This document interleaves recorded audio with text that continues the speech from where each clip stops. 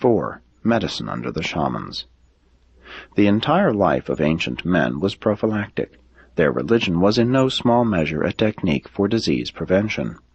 And regardless of the error in their theories, they were wholehearted in putting them into effect.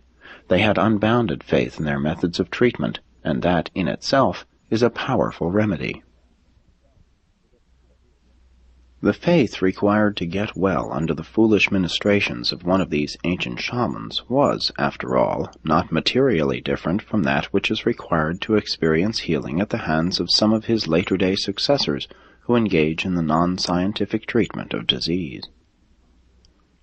The more primitive tribes greatly feared the sick, and for long ages they were carefully avoided, shamefully neglected. It was a great advance in humanitarianism when the evolution of shamancraft produced priests and medicine men who consented to treat disease. Then it became customary for the entire clan to crowd into the sick room to assist the shaman in howling the disease ghosts away. It was not uncommon for a woman to be the diagnosing shaman, while a man would administer treatment. The usual method of diagnosing disease was to examine the entrails of an animal. Disease was treated by chanting, howling, laying on of hands, breathing on the patient, and many other techniques. In later times, the resort to temple sleep, during which healing supposedly took place, became widespread. The medicine men eventually essayed actual surgery in connection with temple slumber. Among the first operations was that of trephining the skull to allow a headache spirit to escape.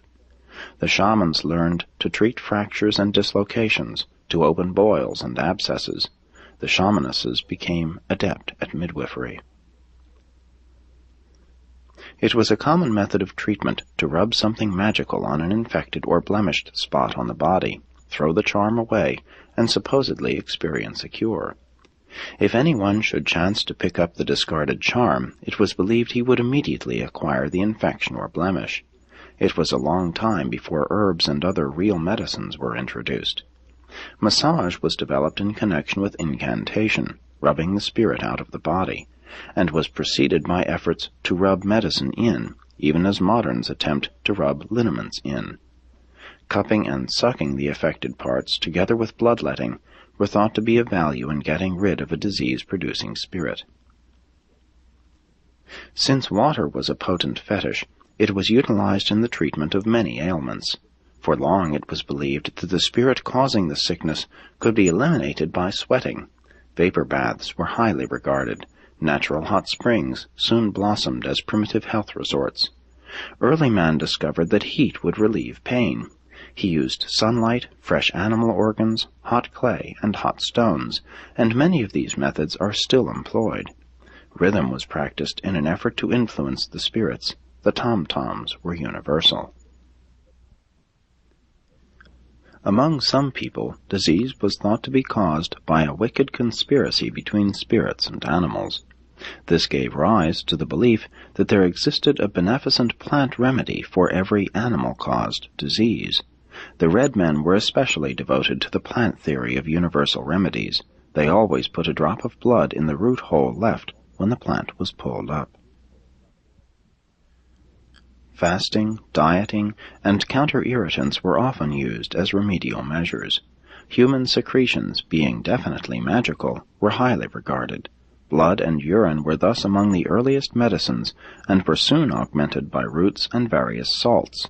The shamans believed that diseased spirits could be driven out of the body by foul-smelling and bad-tasting medicines. Purging very early became a routine treatment, and the values of raw cocoa and quinine were among the earliest pharmaceutical discoveries. The Greeks were the first to evolve truly rational methods of treating the sick. Both the Greeks and the Egyptians received their medical knowledge from the Euphrates Valley. Oil and wine was a very early medicine for treating wounds. Castor oil and opium were used by the Sumerians. Many of these ancient and effective secret remedies lost their power when they became known. Secrecy has always been essential to the successful practice of fraud and superstition. Only facts and truth court the full light of comprehension and rejoice in the illumination and enlightenment of scientific research.